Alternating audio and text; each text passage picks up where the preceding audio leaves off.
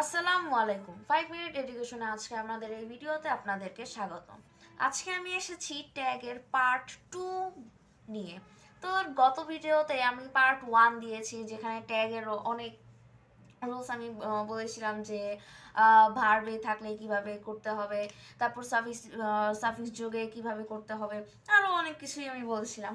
তো আজকে আমরা নিয়েছি পার্ট 2 নিয়ে ট্যাগের। তো এখানে আমরা যদি কথা না বাড়িয়ে সরাসরি ট্যাগের মধ্যে চলে যাই, তাহলে আমরা প্রথমেই দেখতে পারবো যে নেগেটিভ।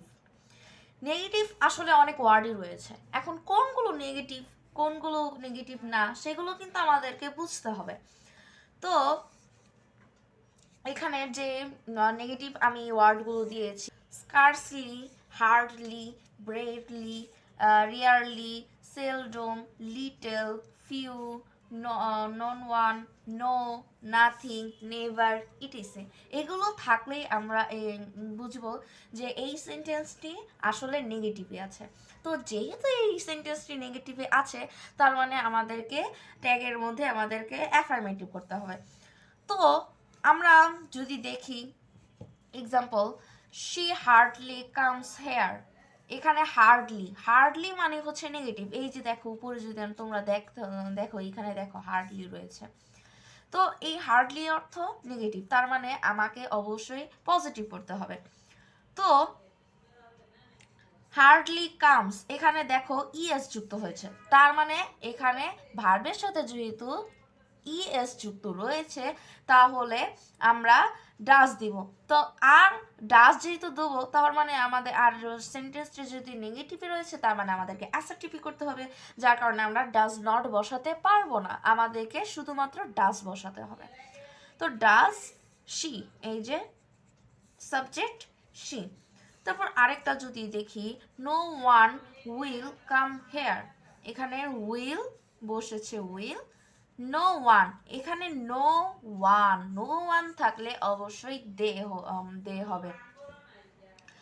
তাহলে নো ওয়ান দে বসিয়েছি, আর যেহেতু নো হচ্ছে নেগেটিভ, যার কারণে আমরা অ্যাফার্মেটিভ করেছি, নটটা উঠে নট আমরা বসাইনি, আমরা শুধু উইল বসিয়েছি। তারপর I have few friends, have I, মানে এখানে ফিউ কিন্তু নেগেটিভ ওয়ার্ড। তো ফিউ যেহেতু নেগেটিভ ওয়ার্ড, তার মানে আর এখানে হ্যাভ রয়েছে, তার মানে আমরা হ্যাভেন্ট বসাতে পারবো না, আমরা শুধু হ্যাভ বসাবো আর সাবজেক্ট আই। তো এই হলো আমাদের নেগেটিভের যে পার্ট, সেটা চলে গেল। তারপর দেখি ইম্পারেটিভ। ইম্পারেটিভ মানে কি, যেখানে ভার্ব প্রথমে শুরু থাকবে, তারপর লেট থাকবে, লেটাস থাকবে, এগুলোই হচ্ছে ইম্পারেটিভ সেন্টেন্স। তো আমরা যদি প্রথম তিনটা মেইন রুলস দেখি, এক নাম্বারে রয়েছে place, kindly, let plus dot dot dot dot. তার মানে বাক্যের শুরুতে যদি প্লেস থাকে, কাইন্ডলি থাকে অথবা লেট থাকে, তাহলেই আমরা বুঝতে পারবো যে এটি ইম্পারেটিভ সেন্টেন্সে রয়েছে। তারপর 2 নাম্বারটা যদি দেখি, ডোন্ট প্লাস V1, তার মানে আমাদেরকে ভার্বের আগে যদি ডোন্ট থাকে, তাহলেও এটা ইম্পারেটিভ। তারপর আরেকটা হচ্ছে অলওয়েজ, নেভার, V1 এগুলো থাকলেও হচ্ছে নেগেটিভ। তো যাই হোক, তারপর আমি এখানে দেখো আমি মেন যেটা, সেটা দিয়ে আমি একটি চিহ্নিত করে দিয়েছি যে যদি বাক্যে লেটস অথবা লেট আস থাকলে ট্যাগ এ শ্যাল উই বসবে, আর অন্যান্য ক্ষেত্রে উইল ইউ বসবে। এর মানে হচ্ছে, আমরা তো জানি ইম্পারেটিভ ক্ষেত্রে প্রথমে সাবজেক্ট বসবে, প্লিজ বসবে, কাইন্ডলি বসবে, অলওয়েজ বসবে, মানে এরকম থাকবে। কিন্তু লেট আস যদি থাকে অথবা লেটস যদি থাকে, তাহলে আমরা ট্যাগে শ্যাল উই বসাবো। এখানে মানে এখানে যদি এই সেন্টেন্সটা মানে ইম্পারেটিভ সেন্টেন্সটা যদি নেগেটিভ অথবা অ্যাফার্মেটিভ যাই থাকুক না কেন, লেট আস থাকলে অথবা লেটস থাকলে আমরা শ্যাল উই বসিয়ে দিব। এখানে আমরা যে সাবজেক্ট সেটা দিকে খেয়াল করব না, অবশ্যই আমরা দেখবো না যে এটা পজিটিভে রয়েছে নাকি নেগেটিভে। নেগেটিভ থাকলেও আমরা শ্যাল উই বসাবো, আর না থাকলেও অ্যাফার্মেটিভ থাকলেও আমরা শ্যাল উই বসাবো। আর আর আর অন্যান্য ক্ষেত্রে উইল ইউ। মানে যেই বাক্যের মধ্যে লেট থাকবে না, লেটাস থাকবে না, এটা ইম্পারেটিভ সেন্টেন্স, তাহলে আমরা উইল ইউ বসাবো। এখানে আর শ্যাল উই বসাবো না, আমরা উইল ইউ বসাবো। তো আমরা যদি কয়েকটা এক্সাম্পল দেখি, do the work, do the work এটি হচ্ছে ইম্পারেটিভ সেন্টেন্স, যার কারণে আমরা উইল ইউ বসিয়েছি, কেননা এখানে লেটস অথবা লেট আস দুটোর মধ্যে কোনোটাই নেই।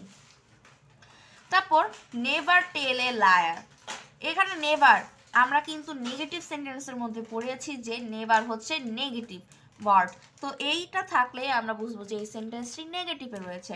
কিন্তু আমি এটাও বলেছিলাম যে ইম্পারেটিভের ক্ষেত্রে নেগেটিভ থাকুক কিংবা অ্যাফার্মেটিভ থাকুক সেইটা বিষয় না, এটা এখানে যদি লেটাস অথবা লেটস থাকে তাহলে আমরা শ্যাল উই বসাবো, আর যদি সেখানে মানে লেটস অথবা লেটাস যদি না থাকে তাহলে আমরা উইল ইউ বসাবো।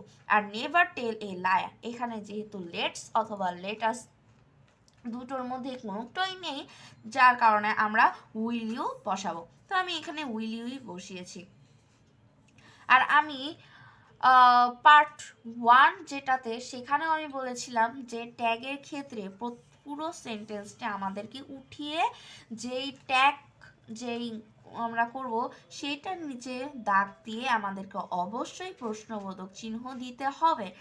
এমনকি আমি এই part 2 এর এই ট্যাগের এক্সাম্পলে আমি ঠিক সেটাই করেছি। আমি এই উইল ইউ এটি হচ্ছে ট্যাগ, এই ট্যাগের সাথে আমি প্রশ্নবোধক চিহ্ন দিয়েছি।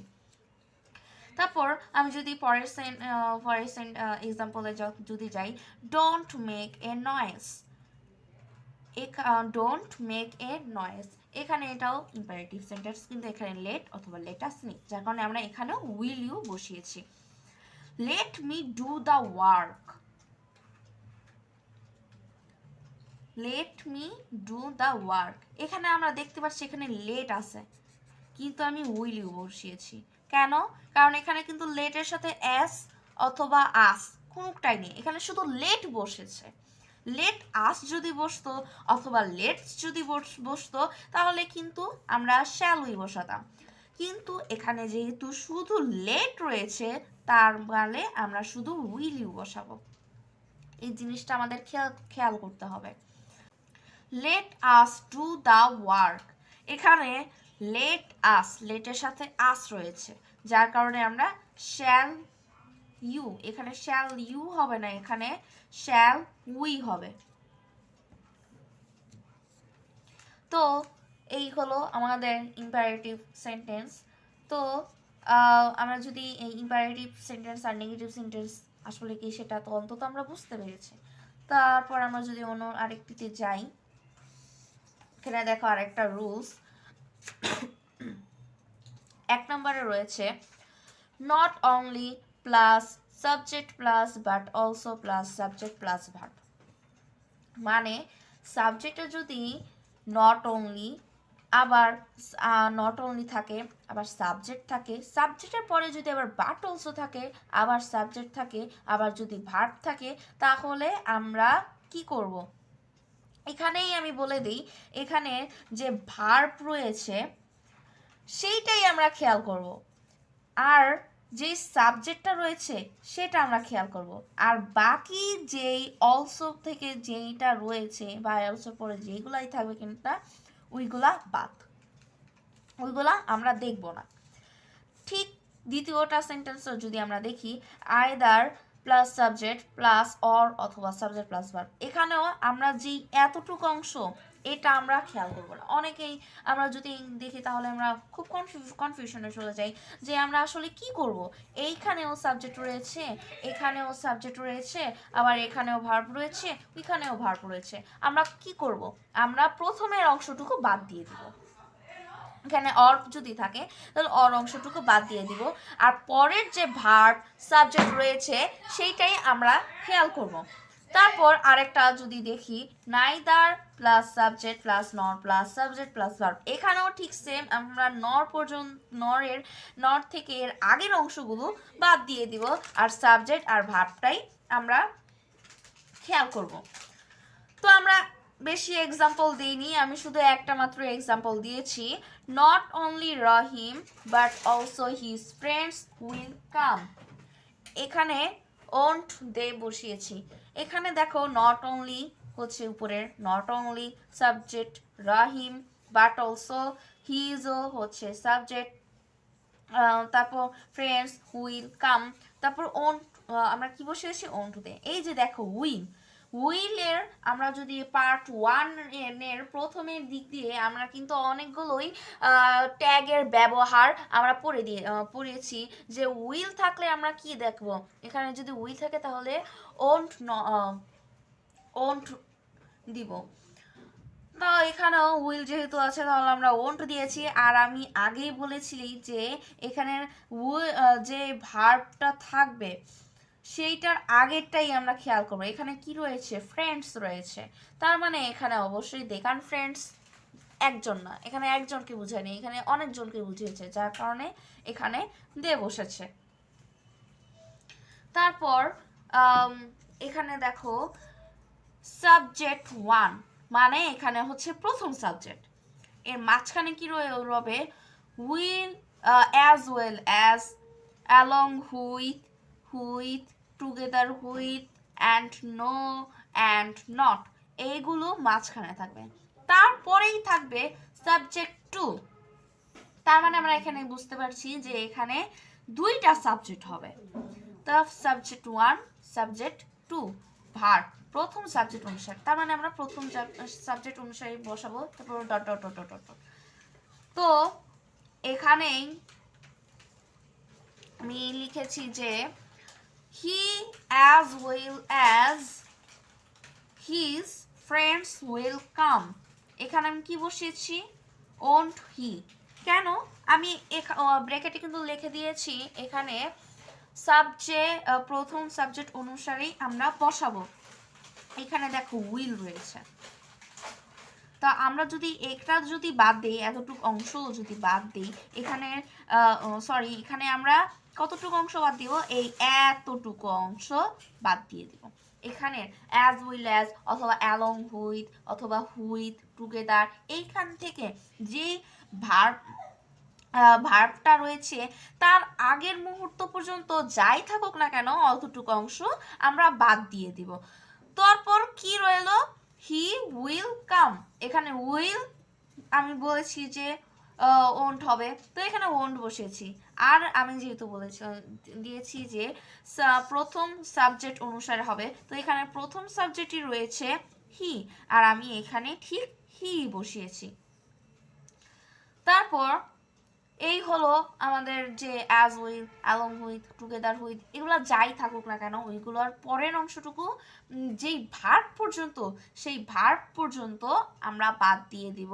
তারপর যে ভার্ব অনুযায়ী আমরা মানে যে যাই থাকবে তো ওইগুলো থাকলে আমরা সেগুলো বসাবো, আর প্রথম যে সাবজেক্টটা সেই অনুযায়ী আমরা বসাবো। তো আমি আরো কিছু এক্সট্রা মিক্স রুলস, যেটাকে আমি লিখেছি এক্সট্রা মিক্স রুলস, যে এখানে এক্সট্রা আরো কিছু, কারণ অনেক সময় থাকে যেগুলো এক্সট্রা রয়ে যায়, এগুলো আর করা হয় না। তো ওয়ান ক্যান ডু ইট, এখানে ওয়ান, শুধুমাত্র ওয়ান থাকলে আমরা দে বসাবো। One man can do it, এখানে ওয়ান ম্যান মানে একজন মানুষকে বুঝিয়েছে, যার কারণে আমরা হি বসিয়েছি। কিন্তু এখানে যদি ওয়ান ওমেন থাকতো তাহলে আমরা শি বসাতাম।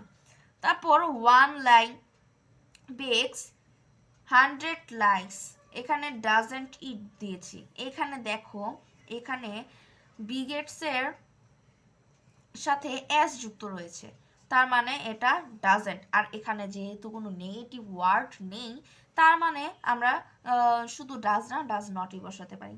আর এখানে ওয়ান লাইন, তো এখানে ওয়ান লাইন মানে কি, মানে এটা তো আর বস্তু বা একটা অদৃশ্য টাইপের, যার কারণে আমরা ইট বসিয়েছি। এখানে ওয়ান ক্যান রয়েছে, তো আমরা ক্যান নট, এখানেও ক্যান রয়েছে, আমরা ক্যান নট বসিয়েছি। কিন্তু এখানে ভার্বের সাথে যেহেতু এস যুক্ত রয়েছে, তাহলে সেই জন্য আমরা ডাজেন্ট বসিয়েছি। আর ইটি হচ্ছে এই ওয়ানের কারণে। কিন্তু ওয়ানের লাই বা যদি বস্তু কিছু কিছু যদি না বুঝায় তাহলেই আমরা দে বসাবো, আর যদি কিছু বুঝায় তাহলে আমরা ইট বসাবো। তো এই হলো আমাদের ট্যাগের পার্ট 2। আর পরবর্তীতে কোনো পার্ট নেই, আমাদের এই দুইটাই পার্ট করা হয়েছে, পার্ট 1 এবং পার্ট 2। তো এই হলো আমাদের পার্ট 2 এর ট্যাগের যে রুলসগুলো। তো আশা করি আমাদের আর ট্যাগ নিয়ে কোনো প্রকারের সমস্যা হবে না। যদি তোমরা পার্ট 1 এবং পার্ট 2 এর রুলসগুলো ভালোভাবে দেখে থাকো এবং আমাদের যেই বইগুলো রয়েছে সেই বই থেকে যদি আমরা ট্যাগ করে থাকি, তাহলে আশা করি আমাদের আর কোনো সমস্যা হবে না। তো আজকে এই পর্যন্তই। আল্লাহ হাফেজ, সবাই ভালো থেকো।